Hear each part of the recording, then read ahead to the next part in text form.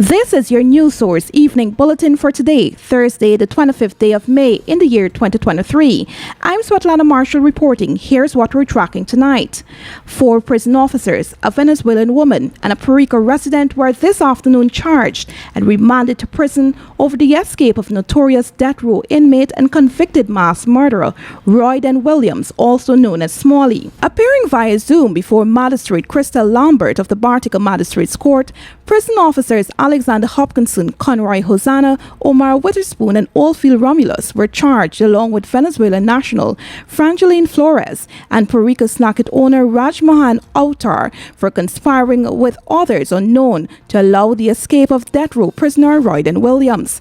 The prosecutor objected to bail on the grounds that the matter is a serious one, and all 6 of the accused were allegedly involved in the escape of the prisoner. Attorney Patrice Henry, who represented prison officer Hosanna and Witherspoon, told the court that both of his clients are junior ranks attached to the prison service who were carrying out their duties at the time of the escape. He said by being junior ranks, the 2 were following orders in relation to the activities that preceded the prisoner's escape. He said he was concerned that the 2 ranks were placed before the courts even with an incomplete file. Attorney Bernard De Silva represented the interests of Hopkinson, who is a retired prison officer that was rehired. He said his client was left surprised that he was being charged and only found out about the charge moments before the court hearing began. Attorney U.C. Anderson represented the interests of prison officer Oldfield Romulus. He said his client has an unblemished record and he was surprised that the officer from Georgetown who granted permission for the prisoner to be visited is not before the courts. The 2 other accused, the Venezuelan woman and the Puerto Rico Snacket owner, were both unrepresented. Speaking through an interpreter, the Venezuelan woman said she's living in Guyana illegally and works in the mining community as a cook while providing other services to the mining community. In refusing bail to all 6 of the accused, Magistrate Lambert explained that the charge is a serious one, and because of the nature of the proceedings and the fact that the escapee is still at large, she believes that it's best that the 6 accused be remanded to jail. The magistrate, however, ordered that the remanded prison officers be held away from the general population of the prison for their own safety. The police prosecutor told the court that the police file remains incomplete but contains a number of statements related to those charged. The matter will come up again on June 22. The escapee, Royden Williams, remains on the run with no trace of his whereabouts. A joint services operation was launched in search of him. Williams, who was convicted and sentenced to death on a number of murder charges, made his daring escape from the Mazaruni jail while being taken back to his cell following a visit with a Venezuelan woman. The prison came under attack from a boatload of gunmen who opened fire, forcing prison officer to run for cover and return fire while Williams escaped in the boat with the gunmen. The investigations are ongoing. It's been a long time coming. Overdue, some might say. But now that it's here, it will change life forever. And it is here to stay. The future is now. Transforming Guyana into the 21st century. Introducing GTT Fiber. Experience internet connectivity like never before. Speeds you deserve at prices you can afford from a name you can trust. Sign up today. GTT Fiber is here. GTT. Together, we rise faster. Oh my lord. I just love to shop in this store. My customers, them gonna love all these things. So many different things in one place. Household items, electronics, toys, stationery, confectionery, exercise equipment, shoes and clothes for men, women and children, school things, costume, jewelry, perfume, makeup. Oh, look the makeup. Giftland Office Max, Guyana's favorite department store.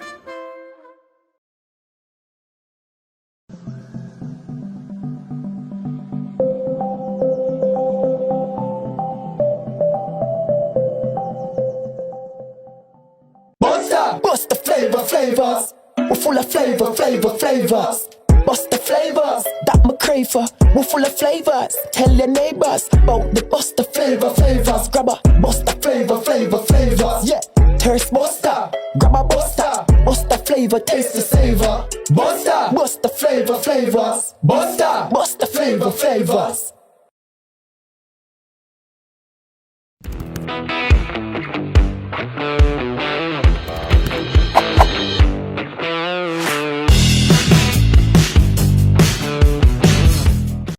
Strong and solid in countries far and wide. New India Assurance, we're standing by your side.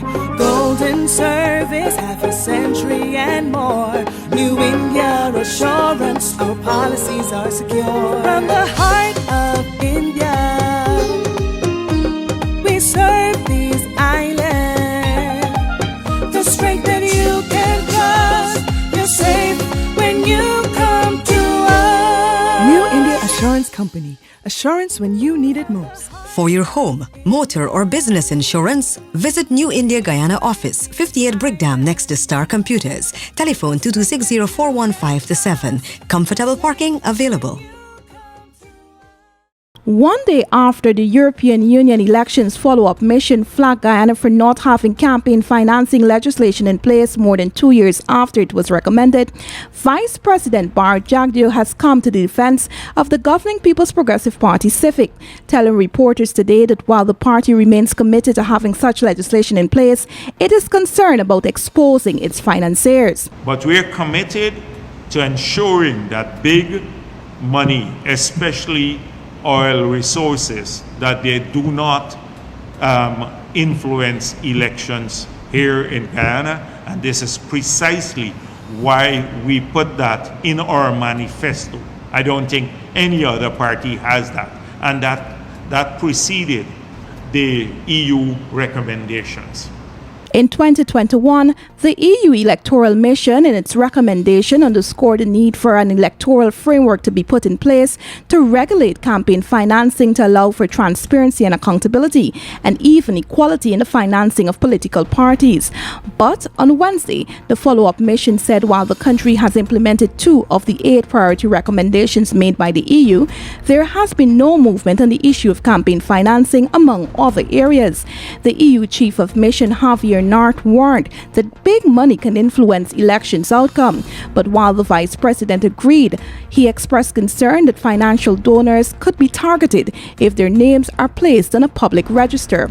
But we do share the concern that big money could alter the results of elections. And that is why we committed to exploring campaign financing reform in this period, and we put that in our manifesto.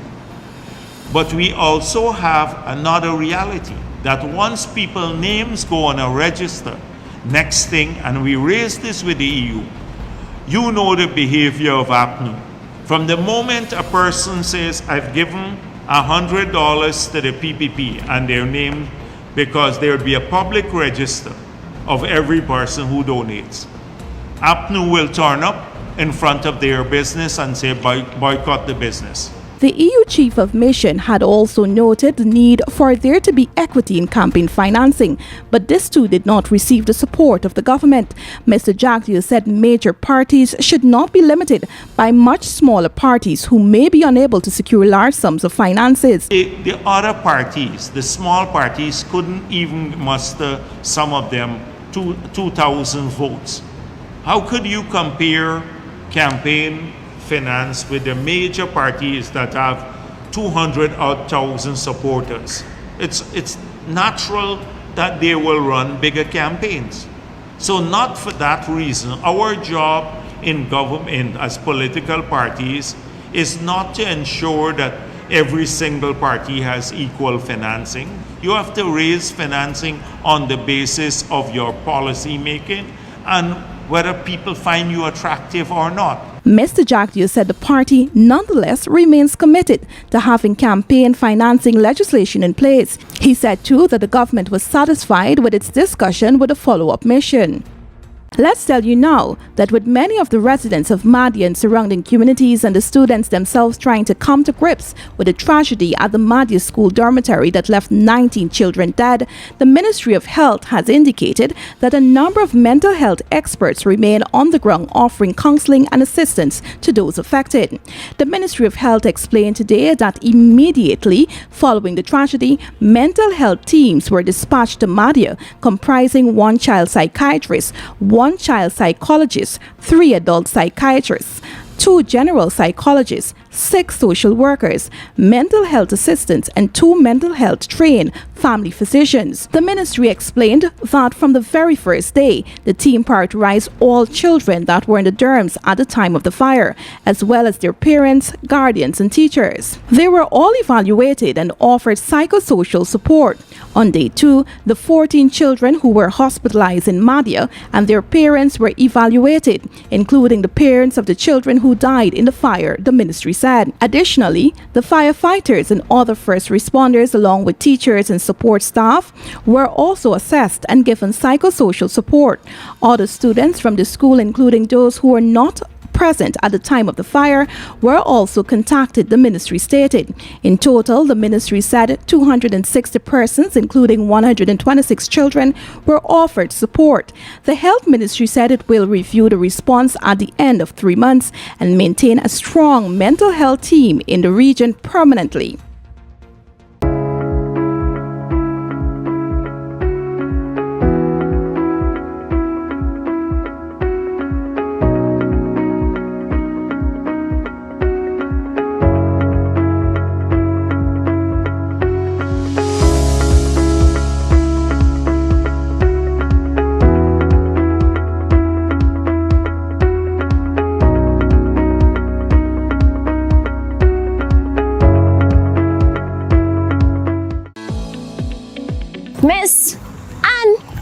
Miss Anne!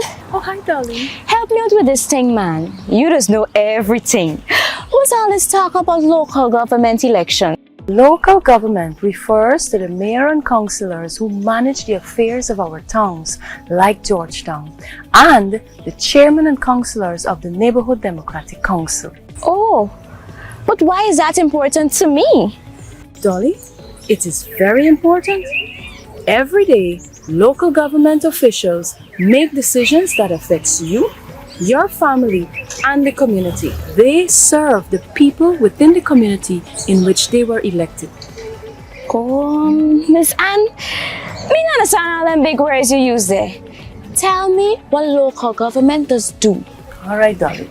Local government is responsible for maintaining and protecting public property, like our community centers and the playgrounds, for collecting the garbage, maintenance of the streets, cleaning of the drains and the carpets, and so much more.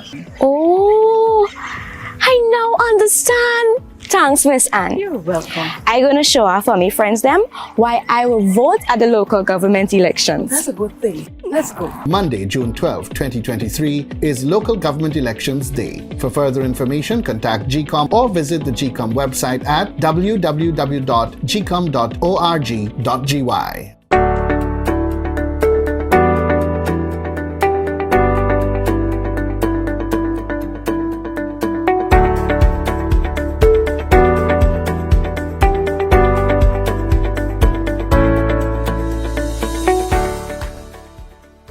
Awakened by the cries of his dogs, Madhya resident Parkinson John said he sprang into action after realizing that the Madhya Secondary School female dormitory was on fire last Sunday night. Mr. John was one of the first persons to respond to the fire. He said when he got to the building, the caretaker for the dorm was trying to get the trapped children out of the building. I run up the stairs straight up to the dorms. When I go to the dorms more than already getting some of the children. So I just bore sheet and go start pick up the children. Pick up. Because they were screaming, back and forth and screaming. The screaming is so much that I even know which one to tend to. So I just pick up. The man who turned up at the scene of the fire in just his boxers attempted to break the heavily grilled building at one point to access another set of children, but found it difficult. We started breaking this grill. with a 6x6 brake grill there so strong that this grill and move it. So I decide what tell them here what happened. I going back in the fire again. I going back and check what is yours. And she just screaming all the time. It's an easy way to hear somebody screaming for help. So I go and get sheep and bring sheep. He said the police and fire service subsequently arrived on the scene. The man's wife, Samantha Edwards-John, said the experience was traumatizing. Hearing some negative things. When my husband went there, it was already a lot of fire, no guard was there. The gate was locked, and this thing happened really fast. We had no time to save everyone. My husband is hurt to know that if he could have saved these children and the building burned. He's traumatized. I'm hearing screaming in my ears. And people are just saying so much of negative things. The woman said contrary to reports, the Durham mother was present at the building, but it was impossible for her to save all of the children. The Durham's mother was there. I rescued her when she ran with some of her children without no clothes. And I had to rescue them with clothes. Yeah, because they were saying that the Durham's mother wasn't there. No, that's a lie. I'm glad that you just clarified. So that is a lie. She was there. And the door was open. One Durham's mother look after and one Durham's mother they have, and they want her to work 24/7 day and night. She is a human. Opposition leader Aubrey Norton visited Madhya on Wednesday and expressed gratitude to the people of Madhya, including healthcare workers, the firefighters and the police, for rescuing the survivors. The opposition has also expressed condolences to the family and friends of the victims. Indigenous leader and opposition member of Parliament Dawn Hastings Williams today revealed that the Ministry of Education had been warned against locking children in dorms following the deadly Warramadung fire in 2008, which claimed the lives of 3 children. In an interview, MP Hastings Williams said 15 years later, the country is faced with another horrific fire incident involving children who were locked in a dorm. The Madhya incident has claimed the lives of 19 children. And you know what? Many persons think that this is the first, but this is not the first. I came from Region 7 Upper Mazruni, and quickly I had a flash when I heard this news. I told myself that these children were locked in, because it was a similar incident in Warramadung on the 12th of September 2008 when we lost 3 girls, ages 11, 13 and 14. They lost their lives. The 2008 fire at the female dormitory of the Warramadung Secondary School in Region 7 claimed the lives of 3 girls. The building at the time had no electricity, and it was later suspected that a lit candle caused the fire. MP Hastings Williams recalled that when the deadly fire occurred back then, the Ministry of Education together with the Durham parents were warned against locking children in the dorms. In the case of the Madhya Secondary School dormitory fire, preliminary investigations by the Guyana Fire Service revealed that the building had 26 windows, all of which were heavily grilled, and 5 doors that were locked with keys, making it difficult for the children to escape the blaze. MP Hastings Williams, while expressing regret at the loss of the 19 children, including a 5-year-old boy, said better safety measures must be put in place to protect the nation's children. When we have these dormitories set up to accommodate these children, we should try by all means to ensure that these dormitories are safe and that they are home away from home. But we have failed our children. She said she was torn apart when she received the heart-wrenching news on Monday that 19 children lost their lives in the fire. She said there is a whole lot of work that needs to be done in Indigenous communities, especially to assist those children who travel away from their homes to attend school. But I am saying we still have a lot more work to do. Looking at the news and hearing that there wasn't enough water, there are no fire hydrants around the dormitory. You have a dormitory that's heavily grilled. There seems to be no mechanism or safety measures, no smoke detectors. And I'm quite sure those dormitories around the country, they have none. And how much for a smoke detector? The opposition MP noted that many Durham facilities are in need of basic amenities. We had the biggest budget ever passed this year. How much is it going to take away to ensure that these dormitories have adequate water supply, 24/7 electricity supply, and safety measures put in place. How much would it cost us to employ more than one house parents? You have one house or dorm's mother looking after 60 children. In case of other dormitories, there are hundreds of children.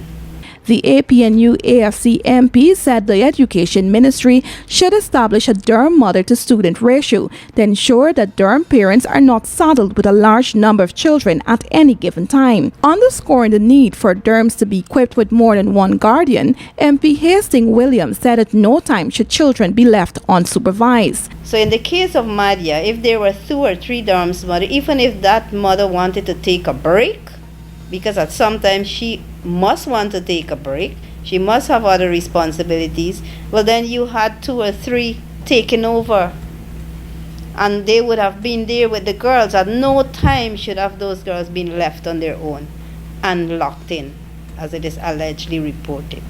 Leader of the opposition, Aubrey Norton, said while government's response has been reasonable, the Minister of Education, Priya Malikchan, Minister of Public Works, Juan Ejil, and Minister of Health, Dr. Frank Anthony, should resign due to several lapses in the system. Hi, Mr. Smart.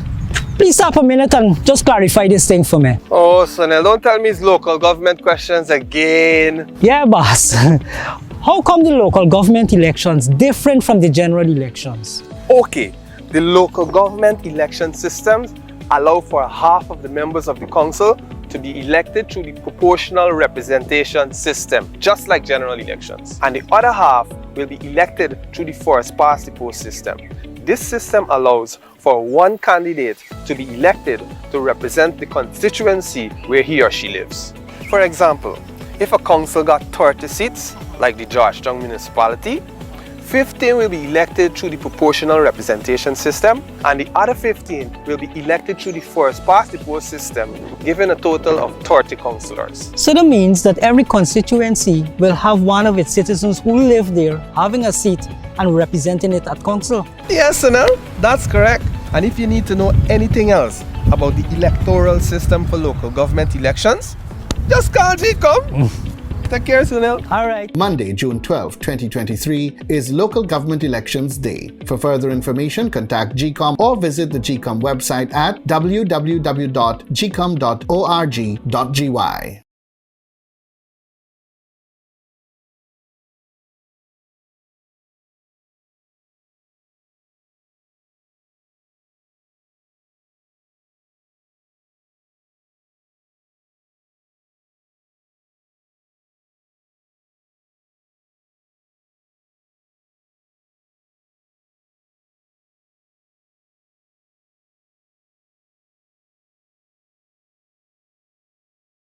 Food Max Supermarket, located on the ground floor of the Giftland Mall, is your one-stop shop for all your grocery needs. We stock a variety of imported frozen meat and food products, fresh produce, and pet supplies, freshly made bread.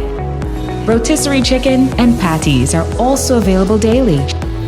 Shop in comfort today at Food Max and let our courteous staff assist you in satisfying your shopping needs. Food Max, the fresh food specialist. It's one of your biggest goals, getting your own home, where memories are made, where happiness lives. You may feel that home ownership or renovation is beyond your reach, but we at Republic want you to know that there's always a way. Ask us about our suite of mortgages. Let's help make your housing wishes come true, or advise on how the equity in your existing home can finance other dreams and goals. Call or go online to learn more.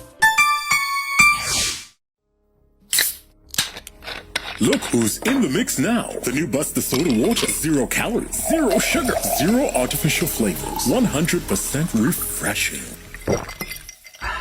Taste Buster Soda Water today. Buster Soda Water. Now available for only $120. Fuel it up and drive, super 95 to the. Fuel it up and drive, super 95 to the. Protect your fuel system, boy. High mileage and performance, boy.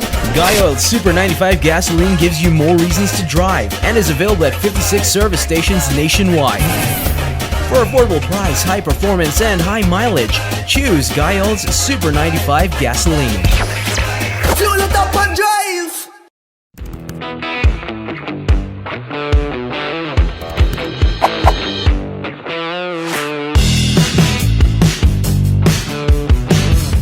Across the region. According to Trinidad Express, local government elections will be held within 90 days in Trinidad and Tobago. Prime Minister of Trinidad and Tobago, Dr. Keith Rowley, made the announcement on Wednesday. However, a specific election date was not announced. Instead, the Prime Minister said the government had decided to take steps to validate the actions of the incumbent local government administration up to August 17 and to call an election to be held within 3 months from the 18th of May 2023. May 18 was the day that the Privy Council handed down its decision that the extension of life of local government bodies from 3 to 4 years did not apply to the current local government representatives, rendering their continued existence in office to be illegal. The Prime Minister, in acknowledging the implication of the Privy Council ruling, said it brought a change, not a crisis, and there is definitely no need for mayhem. He said given the decision of the Privy Council on May 18, the time for calling an election is now past due, and pursuant to the provisions of the Representation of the People Act, the President, acting in accordance with the advice of the Cabinet under Section 81 of the Constitution, is now to be mandated to issue a writ setting the local government elections in motion. Rowley added that under existing law, a period of no less than 35 days must lapse between the issue of the writ and the taking of the poll. In Jamaica, former senior manager at the National Commercial Bank, Andre Gordon, who was convicted of swindling $34 million from the financial institution, has been ordered to repay close to $120 million. In 2021, she was sentenced to 7.5 years in prison. Jamaica Observer said on Wednesday the Financial Investigations Department was successful in securing a forfeiture order from the Supreme Court of $119.1 million against Gordon. Investigators revealed that based on assessment, Gordon's criminal benefits amounted to just over $200 million. However, through her attorney, Gordon admitted to swindling $119 million through her illegal activities. The money was stolen between January 1, 2017 and May 30, 2020. And finally tonight, international news. The leader of a far-right militia has been sentenced to 18 years in prison for his role in the U.S. Capitol riot. Rhodes stayed outside the Capitol on January 6, 2021, but coordinated with militia members who stormed the building. The sentence is the longest yet given to a Capitol rioter. Prosecutors had asked for 25 years. Rhodes was also convicted last year of obstruction of an official proceeding and tampering with documents or proceedings in one of the highest high-profile Capitol riot trials. At a hearing on Thursday, the militia leader showed little remorse, claiming that he was a political prisoner and insisting that the Oath Keepers only intended to protect other protesters. And that's your News Source Evening Bulletin for tonight. I'm Svetlana Marshall reporting and encouraging you to stay safe.